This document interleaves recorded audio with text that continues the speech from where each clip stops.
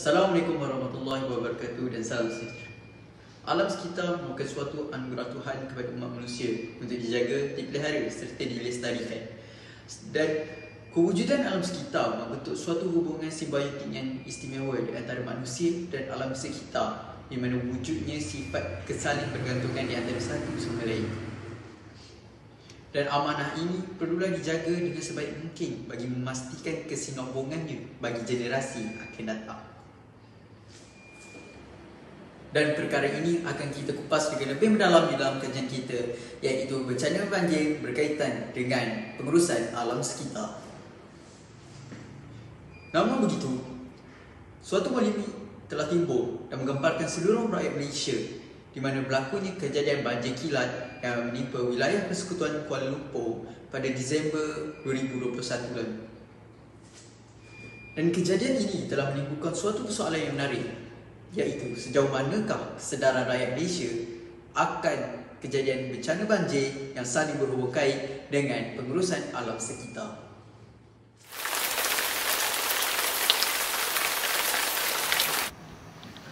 Alam sekitar bukan segala benda hidup dan bukan hidup yang wujud secara semula jadi di permukaan bumi atau sebahagian daripadanya. Alam sekitar juga boleh dipanggil flora dan fauna. Alam sekitar meliputi beberapa komponen utama: unit landscape yang berfungsi sebagai sistem semula jadi tanpa pelibatan manusia, termasuk tumbuh-tumbuhan, haiwan, batu bata dan sebagainya, serta fenomena semula jadi yang berlaku, sumber sejagat semula jadi serta fenomena fizikal yang tidak mempunyai batasan tertentu seperti udara, air dan iklim, serta tenaga sinaran, cas elektrik dan kemagnetan yang tidak wujud hasil daripada aktiviti manusia. Pada abad ke-21, tiada negara yang kebal daripada kesan bencana alam. Negara-negara yang pernah mengalami banyak gempa bumi termasuk Jepun dan Indonesia, dan mereka juga pernah dilanda tsunami. Banjir besar sering melanda Malaysia, Filipina, Thailand, Indonesia serta China, Florida dan juga Amerika Syarikat serta Kanada.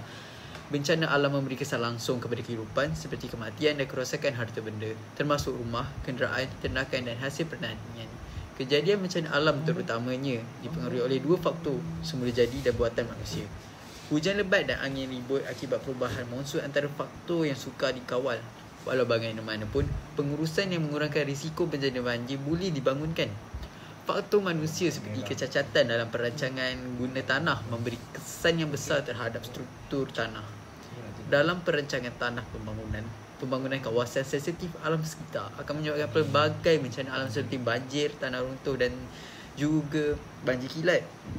Zahirnya, interaksi alam sekitar secara mampan akan memberikan faedah.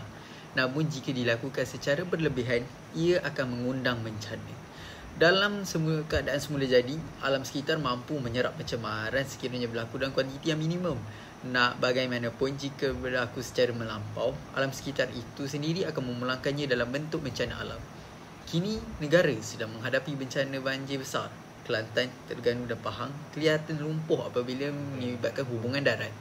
Banyak kampung ditenggelami air. Hujan lebat susulan daripada air ribut petir dan angin kencang di beberapa negeri di pantai timur dari 1 hingga 5 Januari menurut amaran daripada Jabatan Meteorologi Malaysia MET.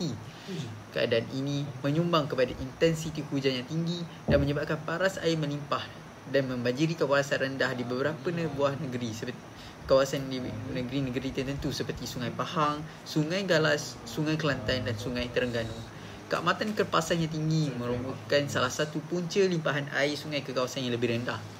Tetapi, pembangunan pesat di kawasan hulu atau pedalaman turut menyumbang kepada banjir besar.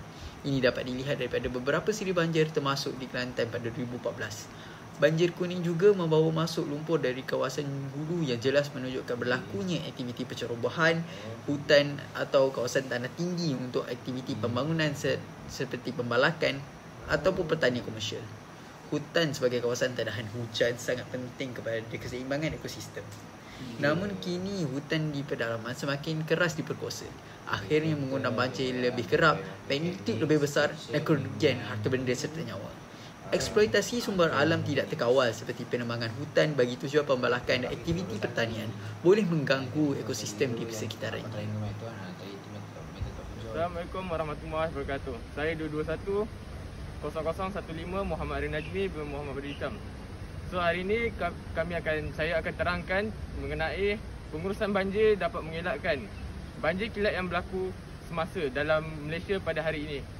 So faktor pertama yang kita dapat lihat di sini terdapatnya longgokan sampah di berdekatan dengan longkang yang dapat menyebabkan kemusnahan ataupun tersumbatnya longkang kita dan menyebabkan paras air boleh menaik sehingga ke paras yang membahayakan.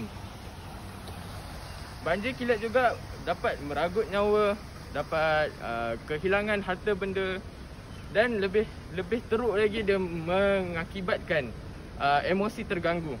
Jadi faktor-faktor yang kita akan bincangkan pada hari ini lebih lanjut dapat lagi menjelaskan bahawa banjir kilat sepatutnya boleh dielakkan dan dielak dan dibendung dari lebih awal supaya semua yang kecelakaan yang berlaku tidak terjadi. Okay. Baiklah, kita di sini akan menerangkan faktor kedua, iaitu penebangan hutan dapat menyebabkan banjir kilat. Lebih-lebih lagi yang kita dapat kaitkan pada keadaan semasa. Sebagai contoh, kita lihat di bahagian bukit sana, di kawasan curam terdapatnya pembalakan. Jadinya bila pembalakan di bahagian curam, boleh berlakunya hakisan tanah. Hakisan tanah disebabkan oleh hujan. Jadi bila hakisan tanah terjadi, dia menyebabkan tanah runtuh. Bila tanah runtuh, saliran-saliran air akan tersumbat. Bila tersumbatnya saliran air, paras air itu akan menaik. Bila paras air itu menaik, jadinya banjir. Banjirlah yang kita perlu elakkan. Kita dapat bendung benda ni daripada awal. Contohnya yang kita lihat tu. Cuba bayangkan jika kita buat satu pembinaan tu lebih teratur, lebih efisien, tidak melibatkan rasuah ataupun pilih kasih dalam tender pemilihan construction. Jadinya keadaan ini boleh dielakkan dan ditambah baikkan daripada semasa ke semasa. Contohnya pada zaman dulu mungkin kita belum sedar satu pembandaran tu yang berlaku, kita tak terfikir kemungkinan boleh berlakunya banjir. Tapi daripada semasa ke semasa, perkara yang terjadi kita boleh ambil teladan. Kita belajar daripada pengalaman yang kita ada dan kita tambah baikkan.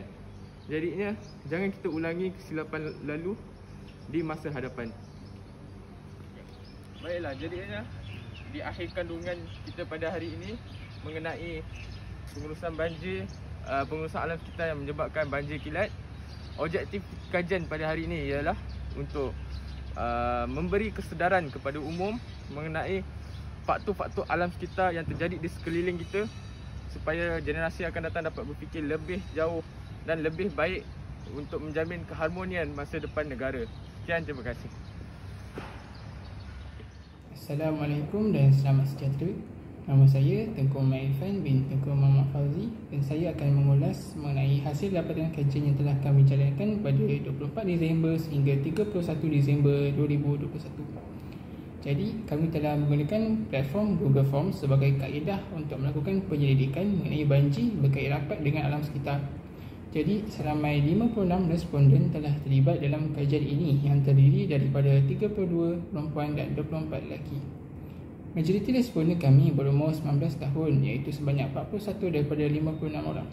Setelah mendapat keputusan daripada hasil penyelidikan tersebut, kita dapat lihat bahawa peredaran masyarakat Malaysia masih rendah dan ilmu yang masih lemah mengenai alam sekitar.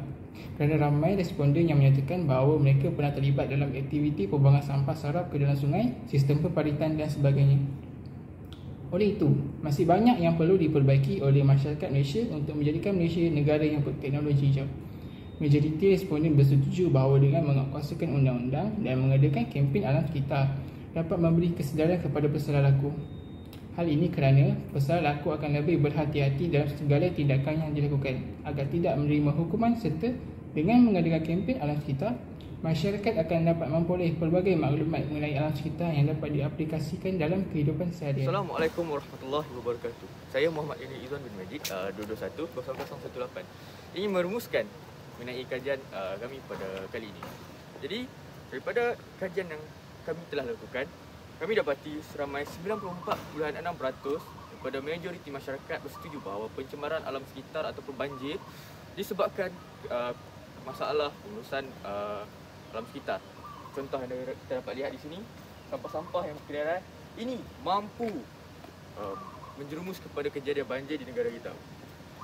Kita dapat lihat daripada kajian ini sebanyak 41% rakyat mengaku bahawa pernah terlibat sekali ataupun 2 kali dalam kegiatan membuang sampah merata-rata.